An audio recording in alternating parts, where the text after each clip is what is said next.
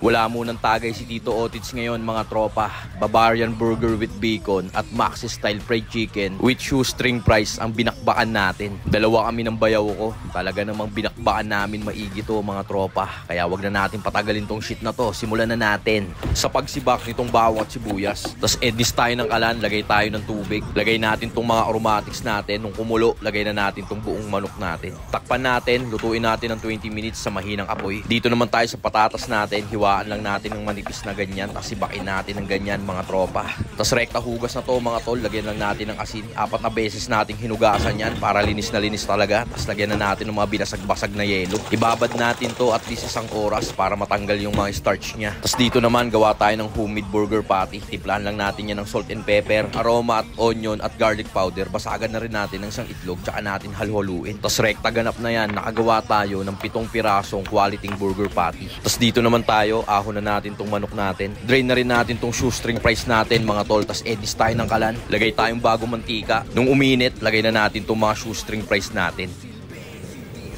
Nung nag-crispy golden brown siya, pagkukunin na natin mga tol. Tapos dito naman, paulit-ulit ko na itong ginawa. Lagyan lang natin to ng toyo, pahiran lang natin. Tapos sunod na nating isa lang dito sa kumukulong mantika. Linuto lang natin sa katamtamang lakas ng apoy yan mga tol. Tapos yan, baliktarin lang natin. Tignan mo naman, napakaganda na ng kulay niya tropa. Siyempre nung okay na, iahon na natin mga tol. Ednis ulit tayo ng kalan at isa lang na natin itong mga homemade burger patty natin. Nung okay na, inahon ko na rin sila lahat, tropa. Ednis ulit tayo ng kalan at isa lang naman natin itong mga bacon natin. Iki-crispy natin yan na siyang ibabalot natin sa ating homemade burger patty. Dito naman tayo sa ating Bavarian donut. Hiniwaan ko lang ng ganyan yan, tapos lagay na natin itong lettuce. Saan natin ibalot sa burger patty itong crispy bacon, mga tol? Talaga namang sasambulat sa taste buds mo to pag natikman mo to par. Bali, nakagawa tayo ng 7 pirasong quality Bavarian burger with crispy bacon. Dito naman, lagay na natin itong shoestring fries, kalat lang natin dyan sa plato. Saan natin lagay itong Maxi style fried chicken natin. At tapos na tayong gumawa ng mabisang food trip mga tropa. So paano? Tara, FThin na natin to. Yun mga tol, ngayong gabi, ito na yung nagawa natin food trip. Gumawa tayo ng Bavarian burger na may bacon tropa. May kasamang crispy bacon. Tapos gumawa rin tayo ng Maxi style fried chicken na may shoestring fries. So paano tol? Yariin na natin. Na to, pam. Tara. Tol, tutok mo tol, oh. Pakita ko sa'yo, first bite natin yan, oh. Yay!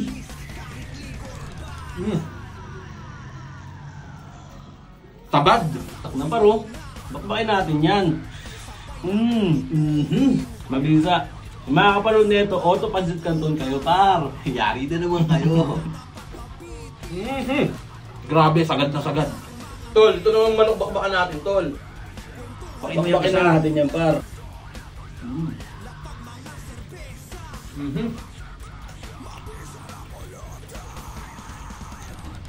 Solid par. Sobrang sarap par, yung cameraman natatakam na. Nasagad to, tropa. Kanin ang kailangan. Safety lang par. Pagkip lang. Saktong-sakto sa tagulan. Wala muna tayong tagay ngayon. Safety lang. Pagkip lang. Grabing pisa. Pisa. Ganap na ganap.